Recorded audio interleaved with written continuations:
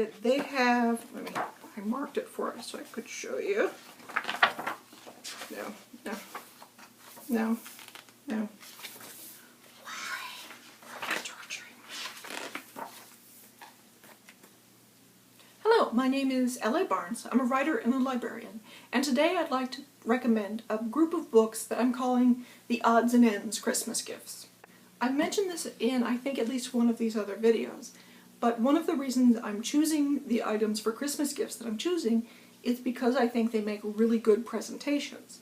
This is especially good for people if you're giving it a gift exchange or you're not sure what they want. Having said that, the odds and ends, this pile I'm about to present, is pretty specific. So I think you still have to, these are best for someone who you think their taste goes in this direction. These aren't going to be quite as good for gift exchanges. But then it depends on the group you're exchanging with, so you would know better than I would. The first recommendation came from one of the librarians I work with. Her name is Carly. Hello, Carly. It is Dust and Grooves, Adventures in Record Collecting. I do not collect vinyl, although the librarian who recommended this does. This is a really neat book. It's part photo essay, part interviews. There's even a really neat page that goes over the jargon with record collecting, and they present it like grooves on a record, which is really neat. They also have a couple of sections where, let me get to the... Right. Every time I've opened this book, I found this section, and now that I'm talking about it, I can't find it. Here it is. They also have these sections where the pages open up the way a record opens up. It's really neat. This is a celebration of collecting vinyl records, obviously, but there's a lot in here about the artwork on the records and just a celebration of music and of collecting in general. So I think it's a really neat book. If you know a record collector, especially if they don't realize this is out, this is a fantastic gift. The next book I want to show you is a little off the wall, but it's just so much fun. This is by the creator of the webcomic XKCD. It's called What If? There we go. His name is Randall Monroe. And it's all these bizarre, technical, semi-sciencey, hypothetical questions.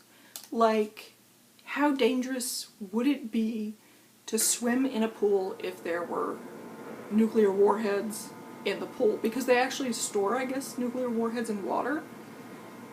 And the answer... and he'll go through a long process of explaining the answer to you and the technical reasons why this and that is the case. And there's a whole thing about how the reason they're storing nuclear warheads specifically in water to begin with is because that's safer. So being in the water with them is surprisingly safe. But you would probably die from the bullet wounds from being shot trying to break into a nuclear facility to go swimming with the nuclear warheads. So it's a lot of that kind of humor.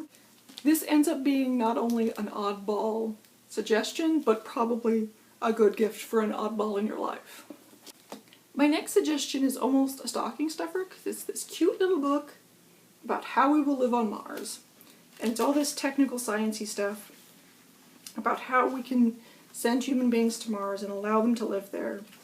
It's not terribly long, it's not terribly expensive, but it would be neat especially for a slightly older kid or a teenager.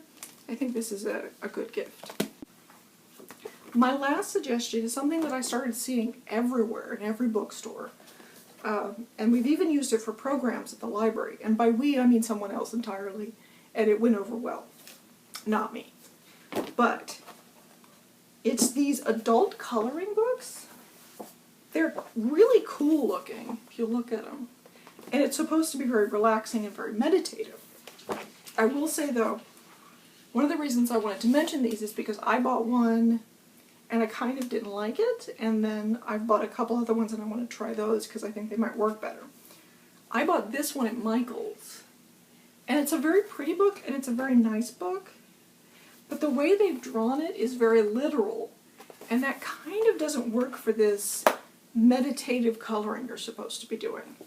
You're probably better off with some that are abstract, which is like, I bought these today, because that's more what I'm looking for this is supposed to be the better shape for creating something, for just doing it mindlessly and relaxing. Also, my sister thought to buy these little flat books. We got these, I got Fantastic Cities at Barnes & Noble. My sister bought this at Barnes & Noble. And the difference with this is that it flips open so it lays flat, and then you can also tear these pages out, which is nice to have. Of my Oddball suggestions, I think that's probably the best one for a gift exchange. Once again, my name is Ellie Barnes. I'm a writer and a librarian, and tomorrow I will be back with photography books to give as Christmas gifts. Almost. I'm in the middle of the video. Weren't you supposed to be playing video games? No, I was going to do that. I don't play video games then. Okay.